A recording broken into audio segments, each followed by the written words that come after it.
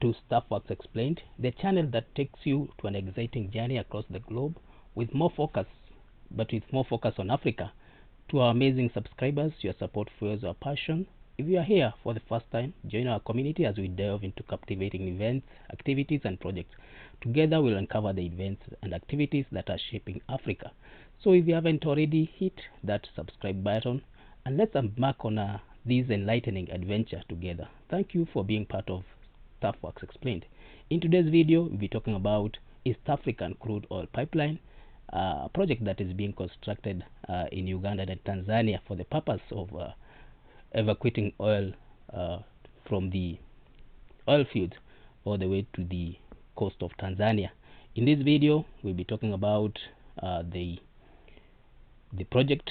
We'll be looking at its components, the construction sequence, components of this project that are being constructed, where the project is, the controversy that is surrounding this project, the opposition from various sources, from various parts, and also we'll look at some of the challenges that are facing this project, especially the financing.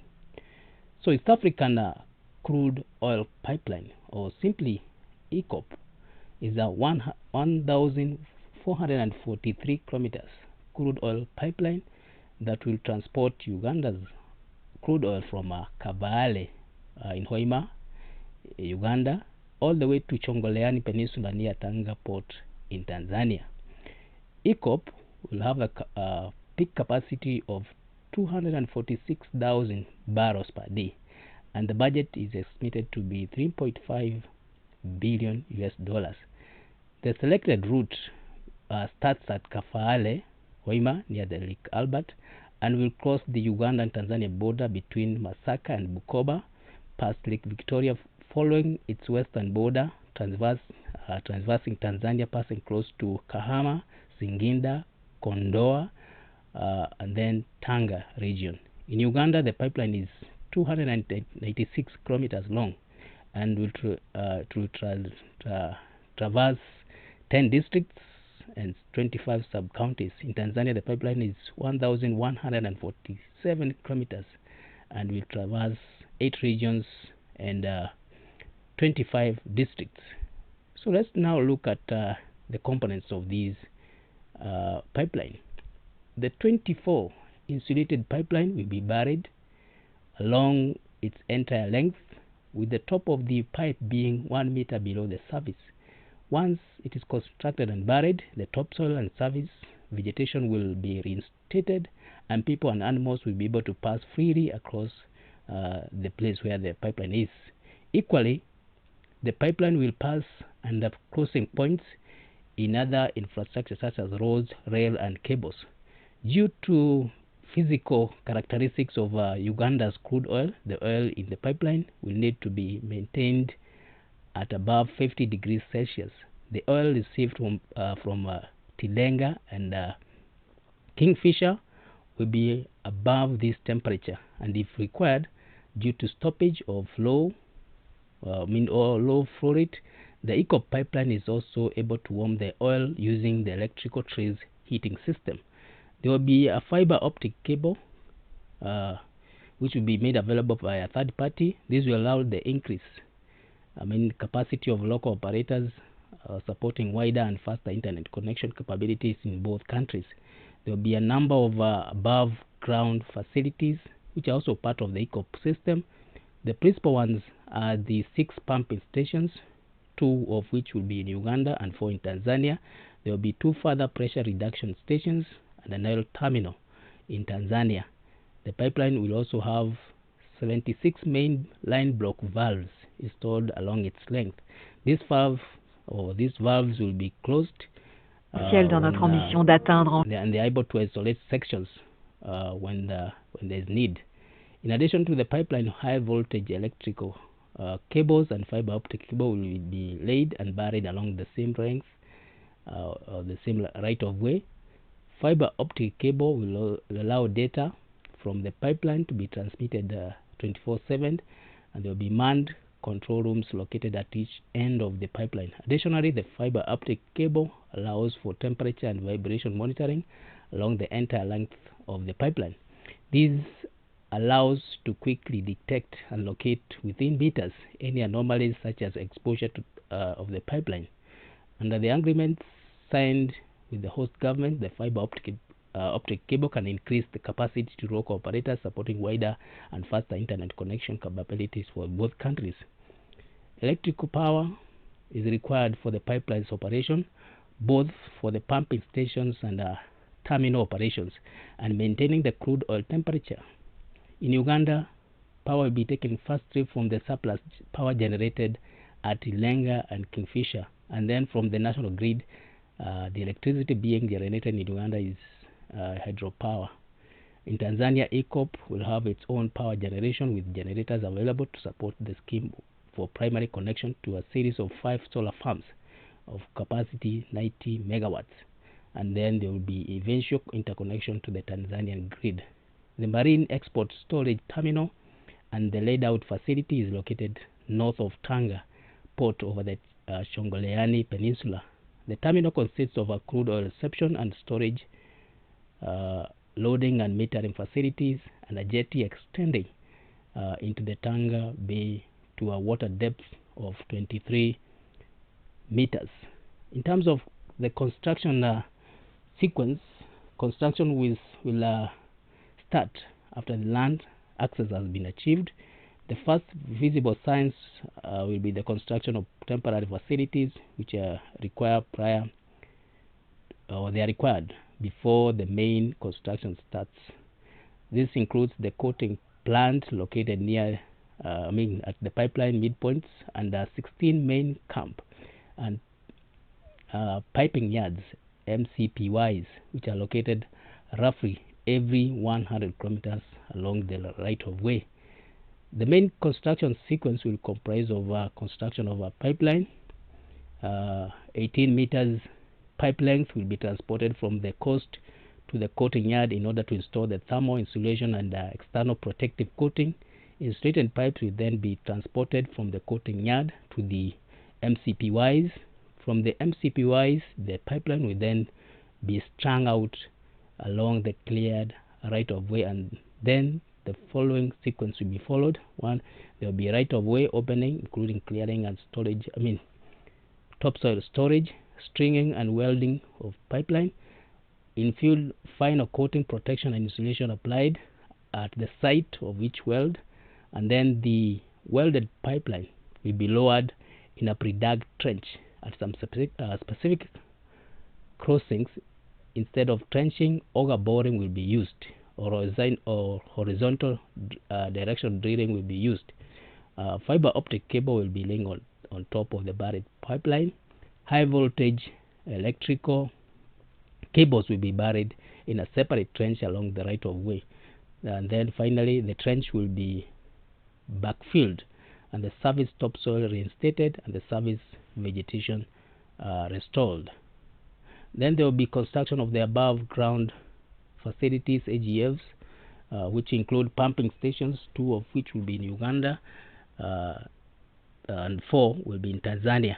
This will also include power generation in some of these pumping stations, and then there will be pressure release stations, 2 of which will be in Tanzania. These are required to cope with the hydrostatic pressure and in case of a shutdown. Other permanent facilities will also be constructed.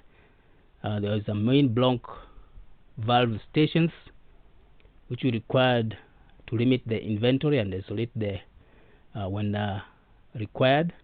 There will be electrical substations to manage the heating of pipeline, and there will be a new and upgraded permanent access roads. Then there is construction of marine terminal and jetty, which are considered to be above ground installations. The crude oil transported by the pipeline will be stored in the terminal, which is located on Chongoleani in Tanga Bay. There will be 4 tanks of capacity 500,000 barrels each. The crude oil will be exported through a 2-kilometer long jetty where tankers can safely be moored and accessed with sufficient water depth. Then there will be solar farms, photovoltaic plants and batteries will be used for generation of power. This will be in Tanzania, and these solar farms will be in service within 1 year, and after the startup of the pipeline operations. We have Tilenga and Kingfisher, which are not part of the Eacop, but will be constructed parallel with two downstream developments.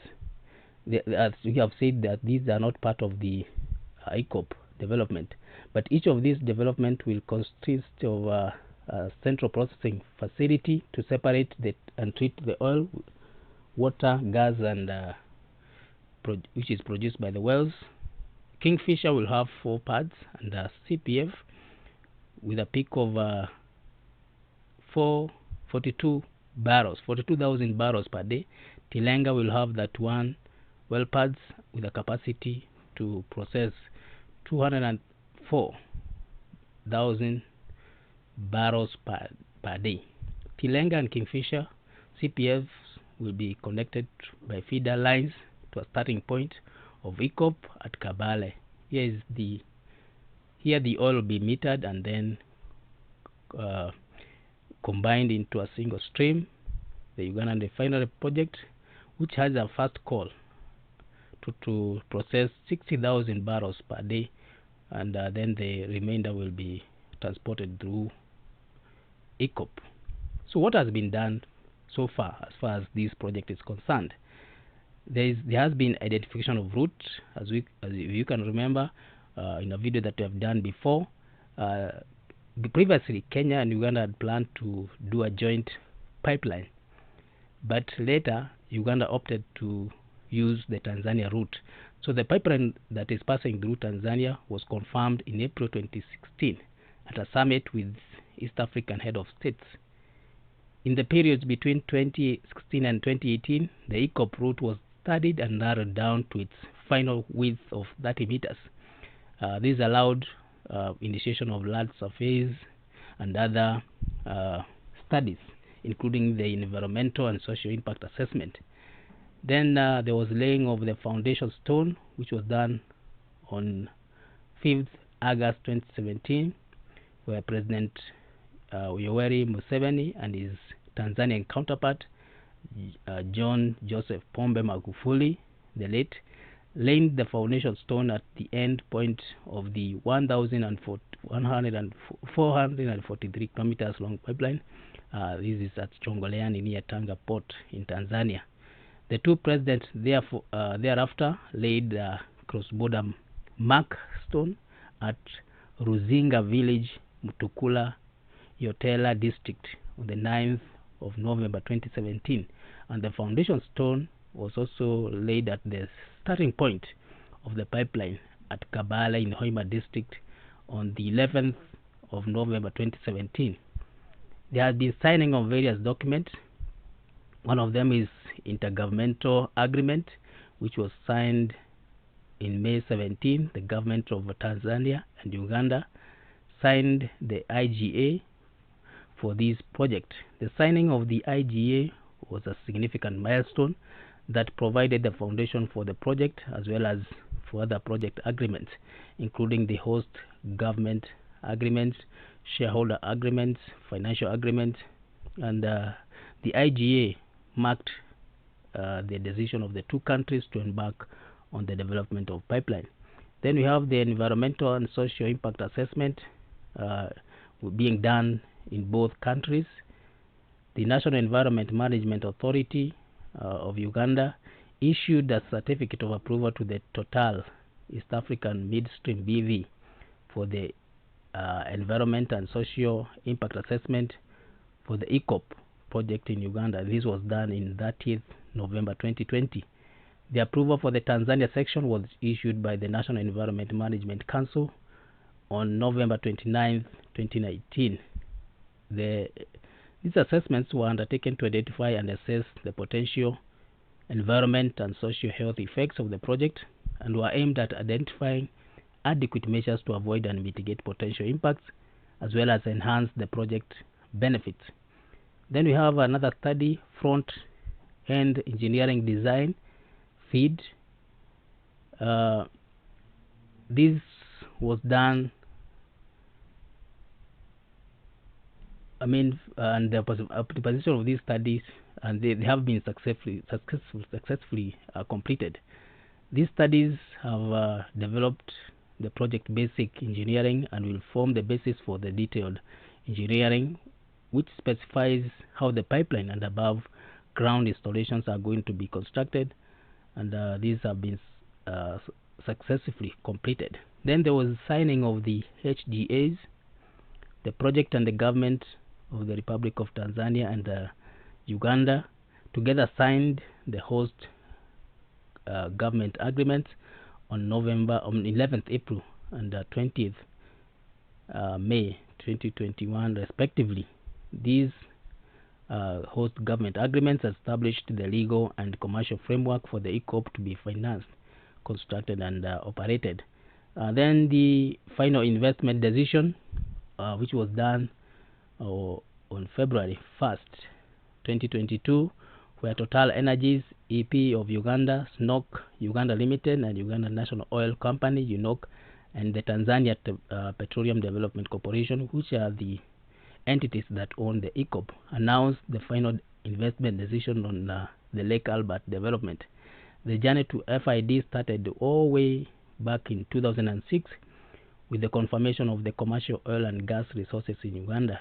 The announcement of FID was a significant milestone for the project and marked the beginning of detailed engineering, procurement, construction EPC phase by the joint ventures partner, and therefore they made a commitment to deliver the first oil by 2025.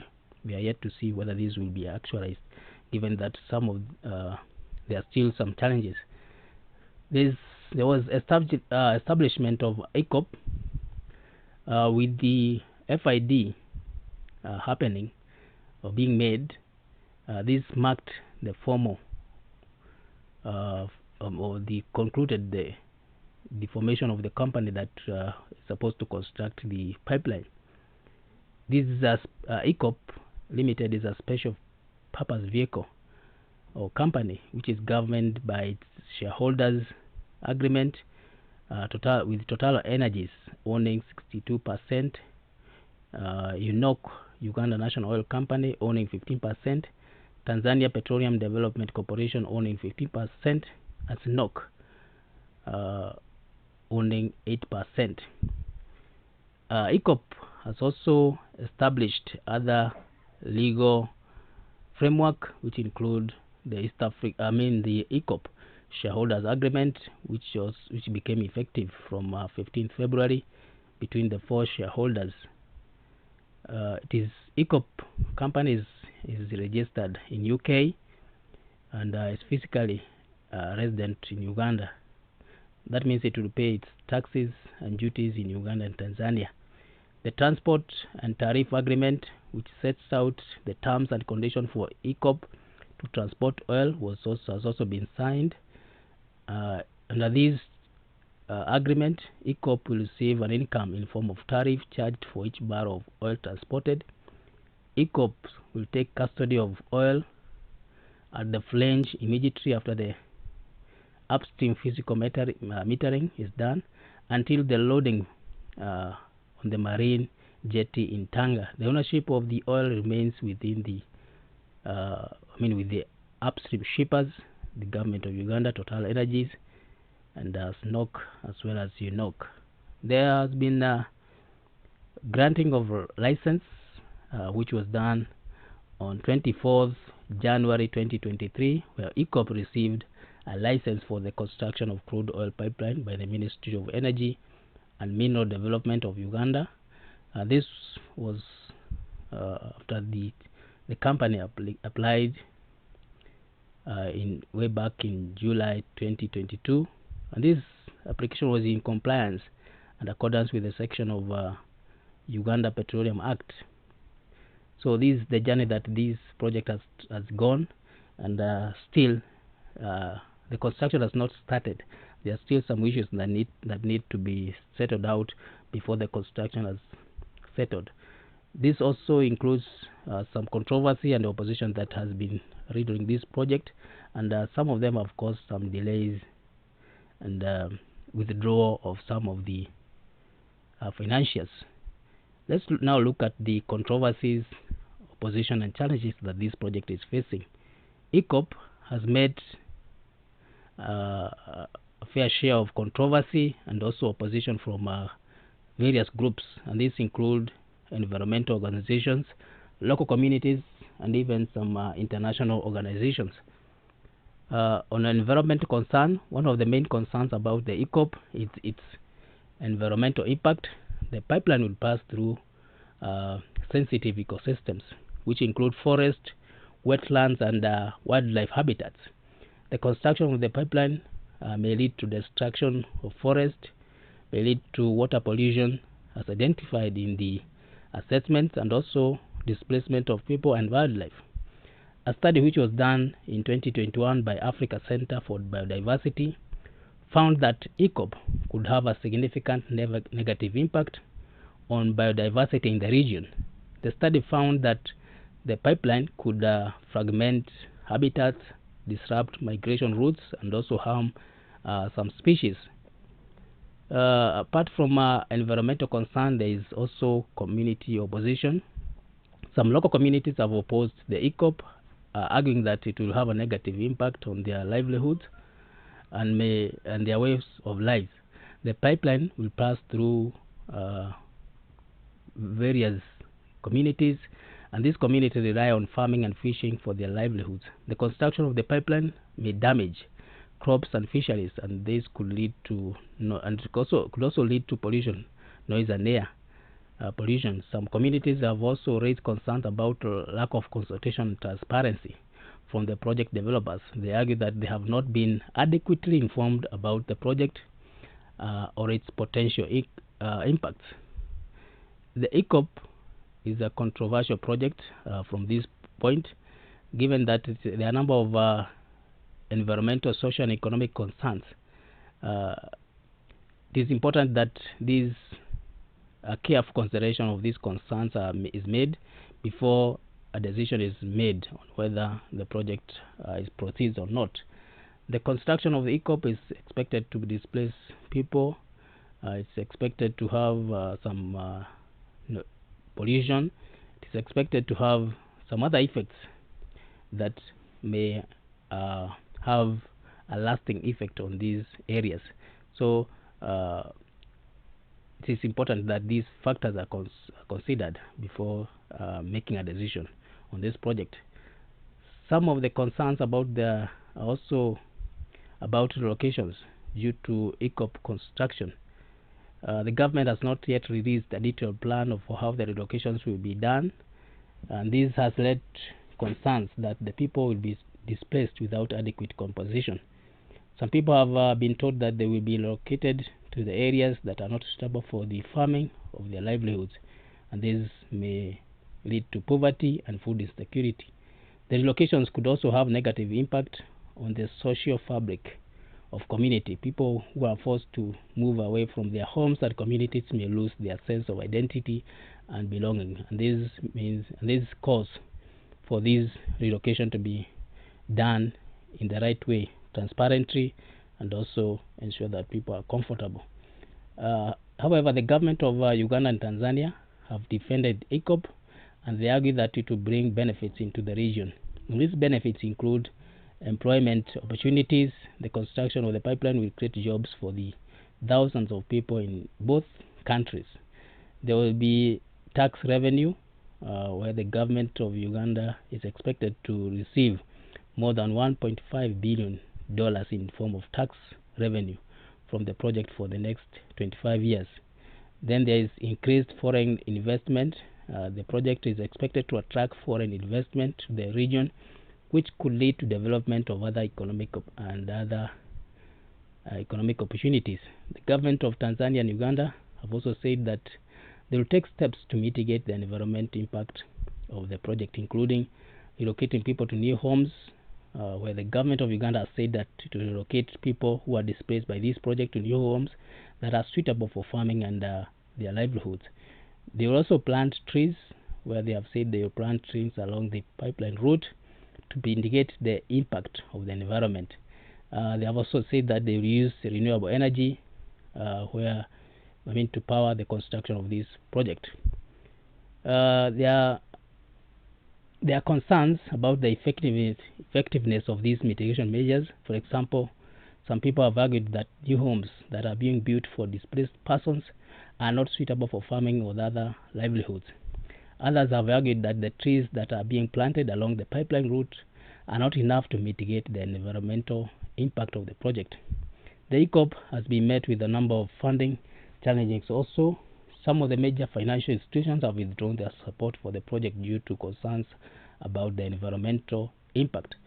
Standard Bank, one of the largest banks in Africa, announced that it was no longer providing financial assistance to the Eacop. The bank said that it was concerned about the project potential impact on the environment and local communities. The World Bank also withdrew its support for Eacop in 2021. The bank said it was concerned about the project potential impact on biodiversity and on climate change. Other financial institutions that have expressed concern about Eacop include the European Investment Bank, the Dutch Development Bank, FMO, among others.